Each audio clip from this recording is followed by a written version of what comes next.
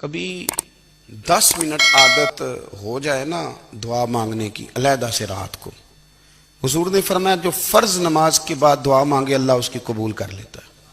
نبی پاک صلی اللہ تعالی علیہ وسلم نے فرمایا اللہ مسافر کی دعا قبول فرماتا ہے۔ حضور نے فرمایا اللہ مظلوم کی دعا قبول فرماتا ہے۔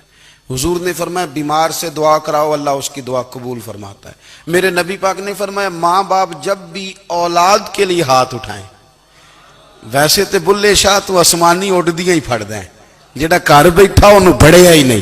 حضور فرمانے لگے ماں باپ جب بھی اولاد کے لیے دعا فرمائیں اللہ ان کی دعا کو قبول کرتا ہے۔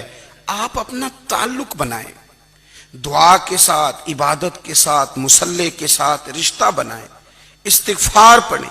صلاح الدین ایوبی صلیبی جنگوں میں تھے، رات کو مسجد اقصیٰ میں نماز پڑھی تو پریشان تھے۔ ایک بزرگ سے ملاقات ہوئی تو وہ کہنے لگے کہ آپ بڑے پریشان ہیں۔ کہنے لگے حضور پریشان اس لیے ہوں کہ پہلے ہی مسلمان کمزور ہے، اب میں نے سنا ہے دشمن کا ایک بحری بیڑا وہ جنگی سامان سے بھرا ہوا آ رہا ہے، تو اب ان کے پاس اور تلواریں اور نیزے آ جائیں گے، مسلمانوں کے پاس پہلے ہی وسائل کی کمی ہے، پریشان ہو کس طرح کر کے مقابلہ کریں گے۔ یہ بات کہتے ہی صلاح الدین ایوبی نے بزرگوں سے کہا حضور آپ بھی دعا کرنا، دعا کی بڑی طاقت ہے۔ میرے نبی پاک نے فرمایا دعا مومن کا ہتھیار ہے، دعا مومن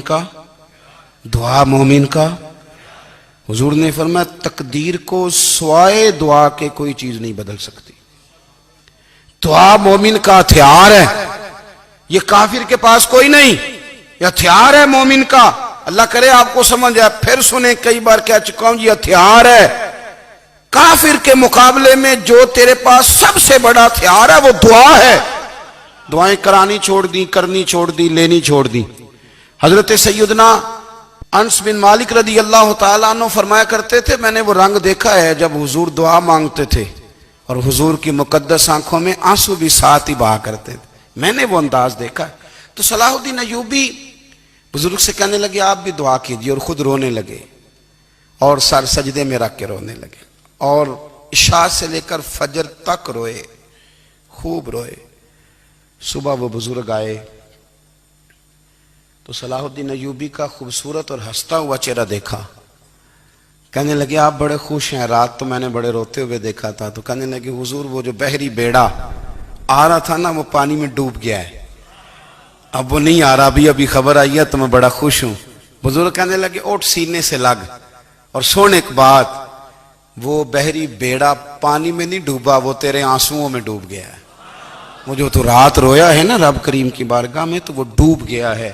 بھائی اپنا مصلی کا، عبادت کا، وظائف کا، اللہ کا سلسلہ اس کو مضبوط کریں، اپنی دعاؤں کے تعلق کو مضبوط کریں۔ دعائیں بڑے انقلاب برپا کر دیتی ہیں۔ ہم تھوڑے نا جب سے خشک ہوئے ہیں نا، خشک، اور میری تو جماعت ہی صوفیاء کی جماعت تھی، ہم تو داتا علی اجمیری کی جماعت سے، ہم تو خواجہ اجمیری کی جماعت سے، ہم تو شیخ احمد فاروق سرہندی کی جماعت سے، ہم تو صوفیاء کی جماعت۔ ہماری جماعت نے بھی وہ تعلق جو ہمارے بزرگوں نے بنایا تھا۔ بزرگ اللہ کے قریب کیسے جاتا ہے؟ ہمارے یہاں نا بہت سارے لوگ کہتے ہیں جی نظر ہو گئی تو کام ہو گیا۔ بھائی جو بخاری مسلم میں طریقہ ہے نا اللہ کا قرب پانے کا وہ تو نفل ہے۔ نبی کریم علیہ السلام نے فرمایا بندہ نفلوں کے ذریعے رب کے قریب جاتا ہے، اور اتنا قریب جاتا ہے کہ پھر اللہ اس کی زبان بن جاتا ہے، اللہ اس کی آنکھیں بن جاتا ہے، کان بن جاتا ہے، ہاتھ اور پیر بن جاتا ہے۔ تو یہ تو عبادت ہے، یہ تو اللہ کی بارگاہ کی حاضری ہے جو آپ کو اللہ کے قریب کرے گی۔ تو نماز کو اہمیت دے کے ادا کریں، نمازیں موبائل بند کر کے ادا کریں۔ لیکن نا کچھ لوگ کہتے ہیں مجھے ٹائم نہیں ملتا نماز کا، تو میں کہتا ہوں یہ آپ نے بڑی جرت کی بات کی ہے۔ مجھے کو میرا پیر بھائی کہہ دینا میرے پاس ٹائم نہیں آپ کو ملنے کا، تو میں کہتا ہوں آج کے بعد آنا ہی نہ۔ تو کیا سمجھتا ہے تو بہت بڑا آدمی ہے، تیرے پاس ٹائم نہیں ہے اور ہمیں ملنے کا ٹائم، موج کر۔ تو آپ نے اللہ رسول کو کہہ دیا ٹائم نہیں، اور عجیب فلسفہ ہے نا۔ کہا جائے نماز پڑھنے آؤ تو کہتے ہیں کپڑے ٹھیک نہیں، اور کہا جائے کہ آؤ ذرا دعوت پہ چلیں تو کہتے ہیں 1 منٹ ٹھہر میں کپڑے بدل کے آیا۔ نماز کے لیے کہا تو کہتے ہیں ٹھیک نہیں، دعوت کے لیے کہا تو کہتے ہیں میں ذرا تیاری کر لوں، یوں جانا مناسب نہیں۔ یہ معاملہ ٹھیک نہیں۔ رب تو فرماتا ہے کہ جب تو مسجد میں آ تو زینت اختیار کر کے آ، خوب ذوق سے دعا مانگیں، خوب شوق سے نماز پڑھیں، خوب استغفار کا مزاج بنائیں۔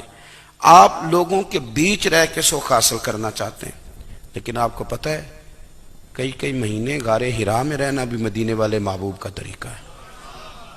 ہر سال اعتکاف بیٹھنا الگ سے، یہ بھی حضور کا طریقہ ہے۔ مسجد نبوی کے اندر دروازہ کھلتا تھا نبی کریم کا، پر گھر کے اندر نفل پڑے نبی پاک نے، اور حضور فرماتے ہیں کچھ نفل نماز گھر میں بھی پڑھا کرو، گھر کو قبرستان نہ بناؤ۔ ہمارا گھر اللہ کے ذکر سے آباد ہوگا،